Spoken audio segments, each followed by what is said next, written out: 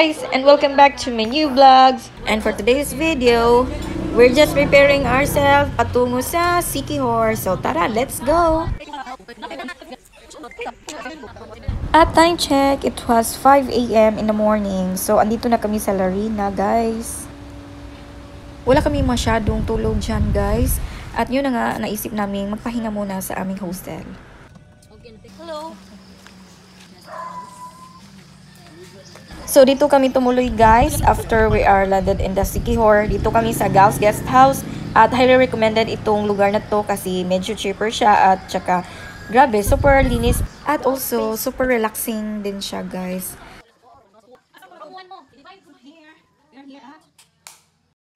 Hi guys, so today is the day 1 for Siquijor trip together with my family.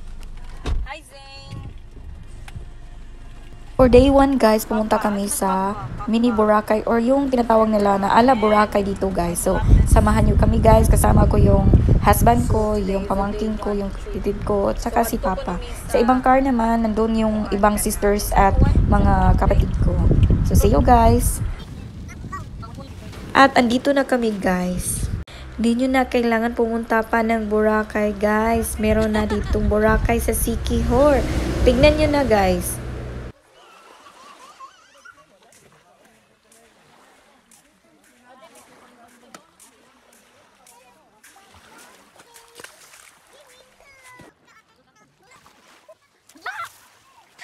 Pagkatapos ng day 1, guys, natulog muna kami para sa day 2 na naman bukas.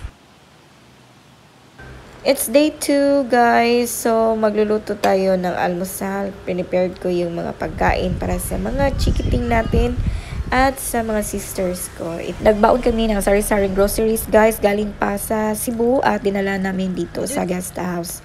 Dahil meron kami mga kids na kasama. So, for day 2, trip in. Hi. Hi. Hi, guys. Siquijor.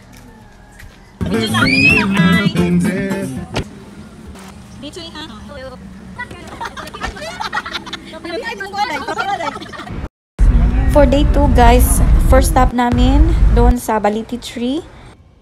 So, dito kami bumili, guys, ng mga Siquijor souvenirs, gaya ng mga healing oil. Nandito rin yung mga love potion, mga manika. Medyo pricey siya, guys. So, dapat meron kayong extra money to buy mga accessories. So, ito na nga, guys. Andito na kami sa Baliti Tree.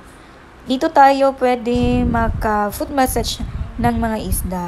So, very enchanted ang lugar na ito, guys. So, para sa akin, bawal siya mag-ingay. Baka maano tayo dito, guys. Di natin alam yung lugar. Kaya, nagpipicture lang kami dito ng silent, guys. Next stop natin, guys, will be the Hapitanan. Ito yung lugar, guys, kung saan maka-experience tayo na maging witch sa Siquijor. So, wala siyang bayad, guys. As I remember, nag-donation lang kami nito, guys. Tsaka, napaka-coffee kami dito. Can take some photos like that, guys. For third namin na stop, guys, patungo kami ng Cambugahay Falls. Tapos, meron siya ditong 20 pesos na entrance fee at kailangan muna natin maglakad pababa patungo sa falls. Narami sa falls, diri sa Siquijor, mao ni siya ang pinakasikat ko ng falls. Worth it, guys, ng 20 pesos mo pag pumunta ka dito sa Siquijor. Ang ganda tsaka malinis pa. At dahil dyan, human John kaming family ko. Dyan sa gitna, guys, 9 to 10 feet ata yung lalim. Tapos, ang linaw-linaw. At pagkatapos, guys, tumungo na kami sa fourth and last na destination namin dito sa Sambulawan Underground River. Yung entrance dito, guys, is 100 per head.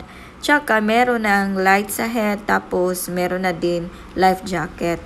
Medyo matirek yung daanan, guys, pero napaka worth it talaga na experience nyo dito. At first, natakot talaga ako, guys, pero since nakita ko yung mga pamangkin ko, grabe talaga ang eager nila. So kaya I conquer my fears, guys.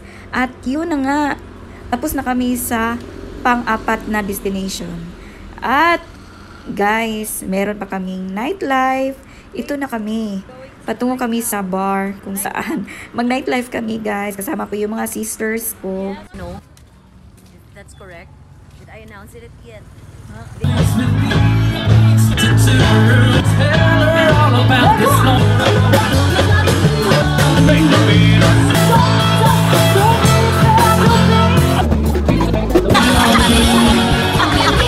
And for our third day of vacation guys, ito na naman tayo. Magluluto tayo ng almusal. While preparing our almusal guys, nag-rumir around ako sa labas, tsaka nag-vlog-vlog na din ako. So ito po yung dalawang house na kinuha namin.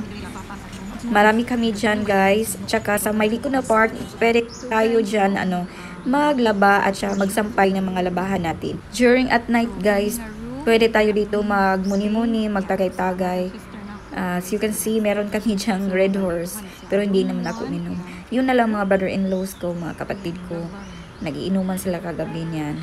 Super ganda talaga dito at saka super affordable.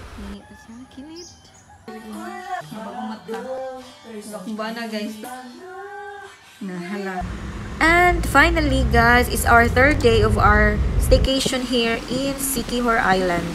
So pumunta kami at maliligo sa dagat. So ito yung beach guys. At ito yung mga baon lang namin. Grabe guys. Ang sarap sa pakiramdam na pumunta tayo sa isang bakasyon na kasama natin yung minamahal natin sa buhay. And for my next vlog guys, pumunta naman tayo sa Dumaguete. So see you in my next vlog. Thanks for watching.